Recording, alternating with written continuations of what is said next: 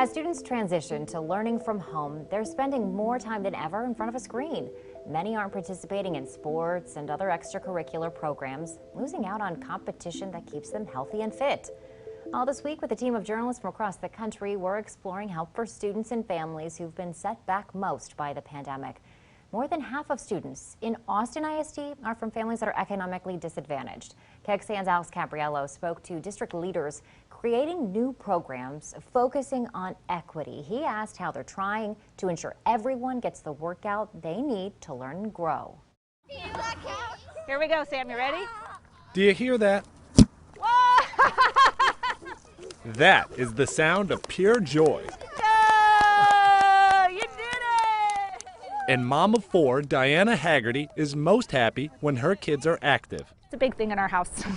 So when she chose to keep her kids home from school to work virtually, she was concerned they may lose out on the daily exercise they received in their gym classes. There are lots of things that are getting in the way, especially now that we're spending more time on screens. Haggerty's concerns are legitimate. Health experts tell me that starting at age 10, the body evolves quickly. If you don't get up and move, your bones can go to sleep, which can stunt growth and increase the likelihood of injuries. Doctors also tell me it's important for kids' social and emotional well-being.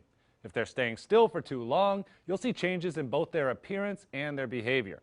Doctors also tell me those consequences are compounded for families struggling through the pandemic. Sometimes parents, especially in marginalized communities, are working long hours. They're tired when they get home, or sometimes they're not home for most of the day. Working families may not be around to ensure their virtual learners are getting out to exercise. And low-income families may not have access to the same equipment or resources as others. We're starting from scratch. Austin Independent School District Health and PE Supervisor Michelle Rusnak realized that early on when the 80,000 students in her district were sent home in the spring due to the pandemic.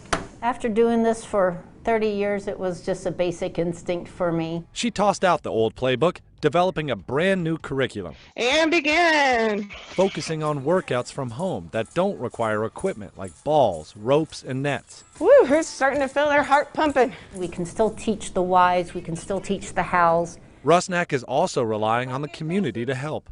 That's people like Haggerty, who have converted her shut-down fitness studio into a learning space where 8 AISD students come to work every day on the curriculum outlined by Rusnak and the district. Only a third of these students are paying to learn here. Those families who don't have the budget are welcomed in for free. Haggerty keeps them on track with their studies and ensures they're getting time to run and play. The parents who are working full-time, working from home and outside of the home, who really need this support, are very happy to have it. And their children are far more successful in this space. Even still, while these efforts can be made in good faith, Rusnak says students can't be successful without the support of their families. Parents should be more involved and push their kids up and away from their computer screens. All right, see what you got. Also, watch for injuries, a telling sign that their kid is losing flexibility from lack of play. That was not supposed to happen. It's free. It's free to go walk. It's free to go jog around the neighborhood. It's free to go play with someone. My hope always is that families get involved with their kids' physical education piece. The success of these students is based on their mastery of the Texas Essential Knowledge and Skills, better known as TEKS. There are TEKS for physical education, just like there are for subjects like math, science, and social studies. Students are expected to stay on track with their age group when it comes to movement, understanding of the body, and their overall health. The educators I spoke to say unless kids don't get out at all during this virtual learning period, they should stay on track with their TEKS. Back to you.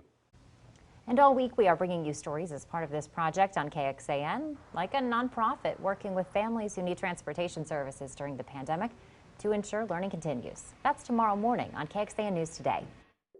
Online now, Pandemic Pass or Fail, Solutions for Education Equity, the Digital Investigative Project.